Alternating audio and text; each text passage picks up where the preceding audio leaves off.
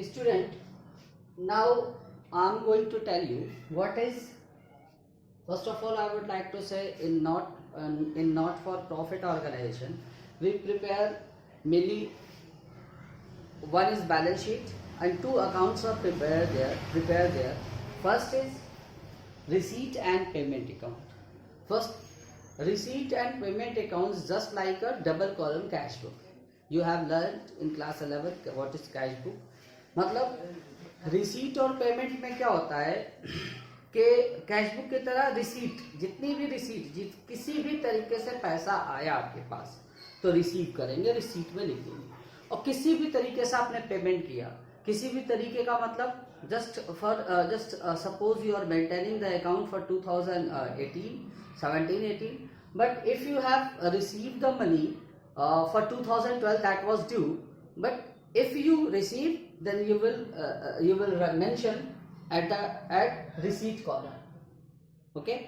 And if you will pay, rather it belongs to 2022 or rather it belongs to 2010 suppose, but if you have paid then you will mention here at payment side, okay.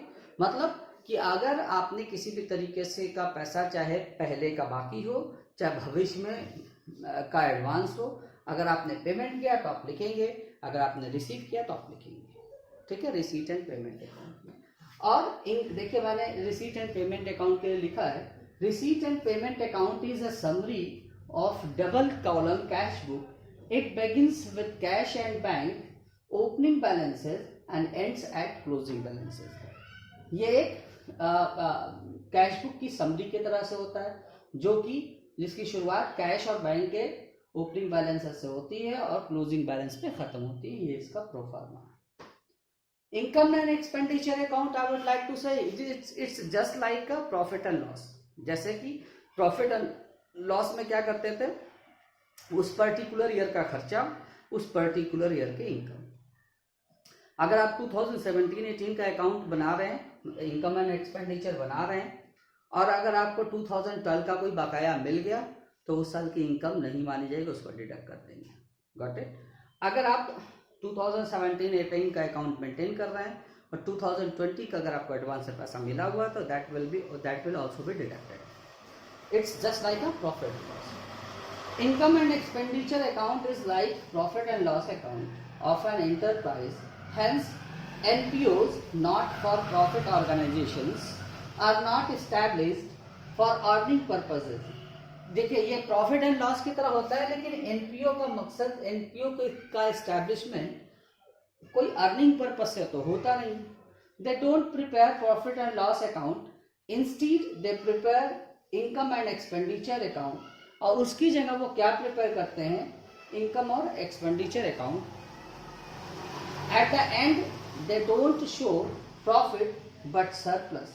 और अंत में क्या होता है कि जब आप income और एक्सपेंडिचर बताते होंगे, बनाते हैं, अभी मैंने आपको इससे पहले वाले डेफिनेशन में समझाया था एक बार कि प्रॉफिट तो होती है लेकिन उसको डिस्ट्रीब्यूट नहीं किया जाता. तो अगर अकाउंट मेंटेन कर रहे हैं कि तो लेकिन प्रॉफिट एंड लॉस तो लिख नहीं सकते क्योंकि मकसद ही नहीं उसका प्रॉफिट या लॉस का. तो अगर प्रॉफिट के तरीके से ज्यादा आता है तो आप सरप्लस लिखते हैं, ठीक है. और अगर लॉस आता है तो आप डेफिसिट लिखते हैं.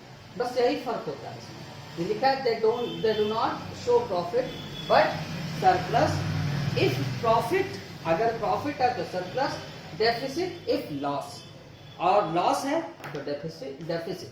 बस स्टूडेंट्स इतनी ही थ्योरी है. बाकी बैलेंस शीट है, बैलेंस शीट में कुछ खास नहीं. जैसे पहले एसेट्स लायबिलिटीज, इसके लिए लायबिलिटीज के थोड़े से मायने अलग हो जाते हैं और एसेट्स के मायने थोड़े से अलग हो जाते हैं.